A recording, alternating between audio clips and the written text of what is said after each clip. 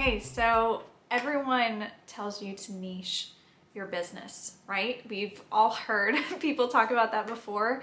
So I wanted to make a little video to talk about 3 different ways I think you can niche your creative business and kind of what are the pros and cons of each one so you can figure out what is really the best option for you.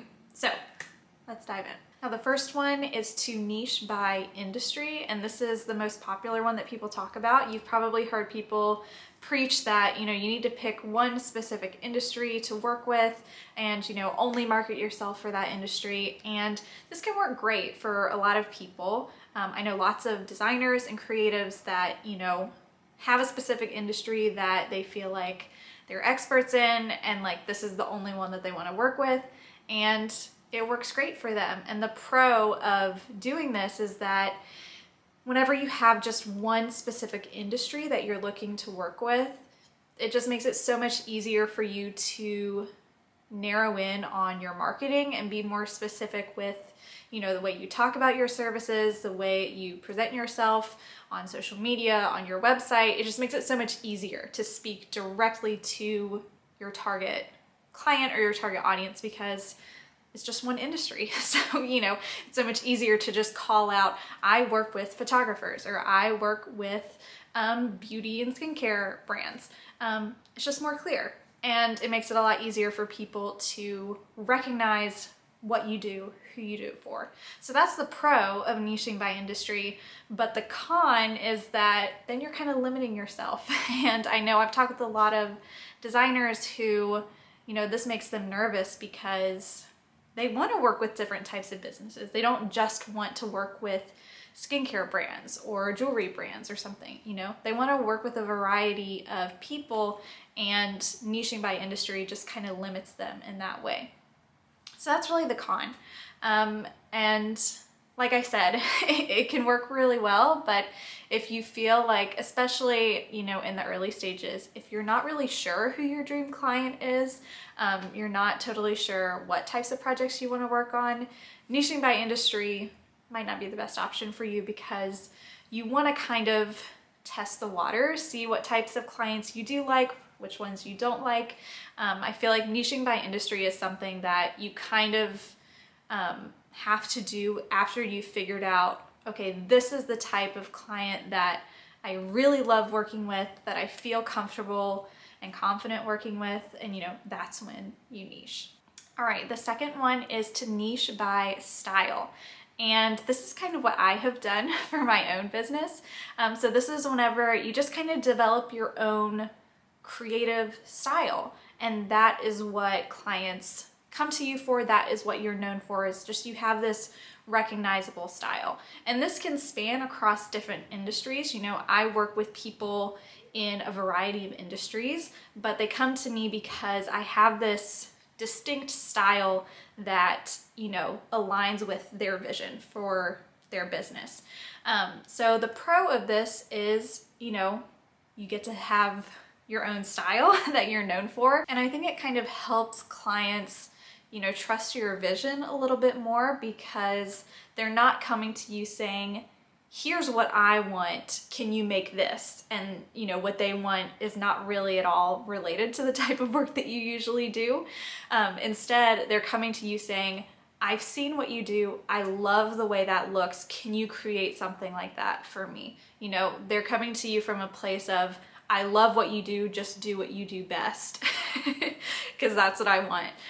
So that's kind of the pro of niching by style, is that you're known for this style and that's what clients want from you. They want something that you have already created yourself.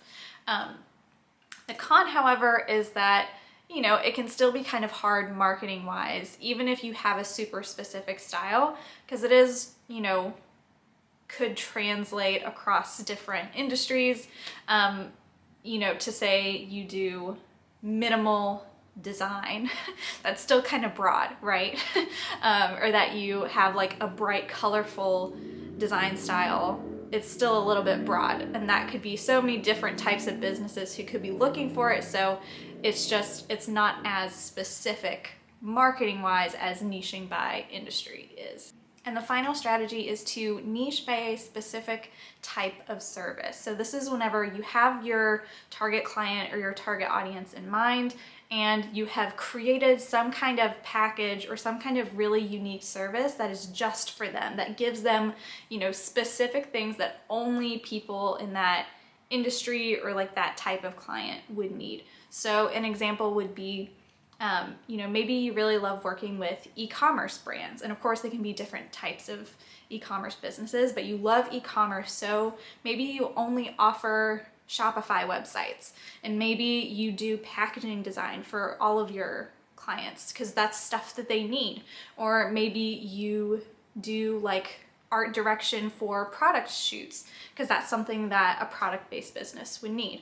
So you kind of tailor your services to be for a specific type of client so that, it's just more specific to the types of deliverables and services that they really, really need that other people probably don't need as much. And you can take this to the extreme. So maybe, you really love to launch websites very quickly, to do like really simple, fast websites. So you build a whole service where you do a website in a week. And there are going to be certain types of businesses that want that. A lot of brands, they want to do a full website project, but there are going to be some people who they just need a website right now, really simple, really fast. So that's a very specific type of service that is only going to work for a specific type of business. So the pro of this is that it is really specific, so it is going to be easier to market that type of service. Saying, hey, do you need a website in a week? That's exactly what I do. That's super specific and easy to convey to people and connect with the people who would need that type of service.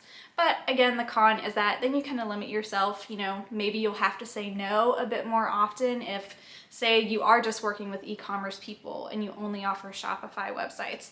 Then someone might come to you wanting a WordPress website and a blog, and you might have to turn them away.